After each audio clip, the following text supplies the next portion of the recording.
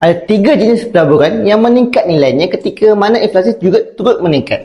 Bilakah Jad mengumumkan peningkatan gaji tahunan? Ada setengah golongan berasa sangat-sangat happy, tapi tahu tak tuan-puan, walaupun gaji kita meningkat, harga beli kita tak meningkat pun. Inilah sebabnya kesan daripada peningkatan kadar inflasi. Apabila kadar inflasi naik, mata wang suatu negara itu pun akan jatuh. Bayangkan, kalau kadar inflasi naik lebih tinggi, lebih ketaralah kita nampak kejatuhan daripada mata wang sesuatu negara tersebut. Contoh yang paling ketara adalah zaman Zimbabwe, yang diserang hyperinflasi sekitar tahun 2000-an. Kadar inflasi negara Zimbabwe melebihi jutaan peratus setahun yang menyebabkan mata wang negara Zimbabwe diberhentikan penggunaannya. Tapi ada tiga jenis pelaburan yang mana nilai meningkat ketika kadar inflasi sedang menggila, iaitu emas fizikal, hartanah dan juga kripto. Jadi, pesan pakar kewangan, jika ingin selamatkan diri kita dan juga keluarga kita daripada kejatuhan mata wang, sangat digalakkan untuk melabur satu ataupun kedua ataupun ketiga pilihan tersebut. Dekat Public Gold, tuan-puan boleh beli dan juga jual emas fizikal dengan cara yang sangat mudah dan juga patut syariah.